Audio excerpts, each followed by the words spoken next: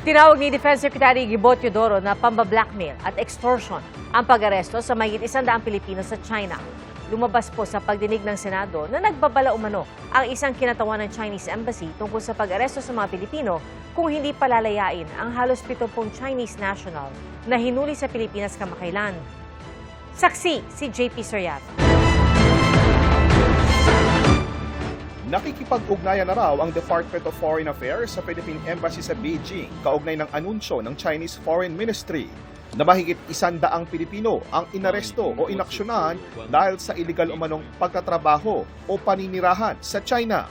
Sabi ng DFA, inaalam na nito ang eksaktong bilang ng mga inarestong Pinoy, ang dahilan bakit sila inaresto, pati na ang kanilang kalagayan.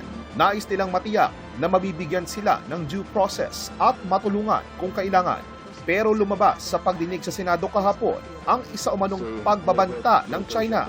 Ayon kay Presidential Anti-Organized Crime Commission Executive Director Benjamin Acorda Jr., pagkatapos ng raid, pumunta sa kanyang tanggapan ng mga kinatawan ng Chinese Embassy sa Pilipinas at nagbabala na posible umano nilang arestuhin ang mga Pilipino sa China kung hindi raw palalayain ng Pilipinas ang mga naarestong Chinese national. During their visit to my office, Madam Chair, yan ang isang masakit. Because after our conversation, sinabihan po tayo na there is a threat na uhulihin din ang mga Pilipino sa bansa nila pag hindi natin pinakawalan ng mga Chinese workers. Ang tinutukoy nila ang 69 na naarestong mga Chino nang i-raid ng mga otoridad noong Mayo ang isang steel manufacturing facility sa Misamis Oriental. Wala kasi silang work permit para magtrabaho sa Pilipinas. Not something to be appreciated at all. Yung kanyang mga banta of simple retaliation para sa legitimate law enforcement operations.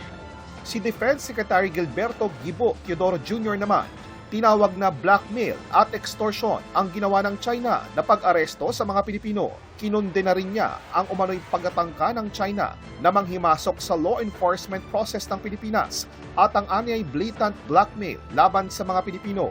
Hinihingan pa namin ng pahayag ang Chinese Embassy kaugnay sa issue, pero nakausap ng GMA News ang isang opisyal ng China sa kondisyong hindi siya papangalanan.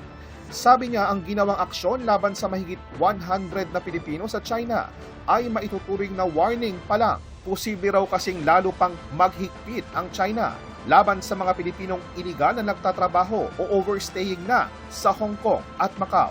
Lalo na raw kung magpapatuloy ang tensyon sa pagitan ng Pilipinas at China. Sa datos ng gobyerno ng Pilipinas, aabot sa mahigit 230,000 na Pilipino ang nagtatrabaho sa Hong Kong at Macau, pero hindi pa tiyak kung gaano karaming Pilipino ang may tuturing na undocumented o overstaying sa Hong Kong at Macau na ituturing na Special Administrative Region ng China. Ako po si JP Soriano, ang inyo saksi.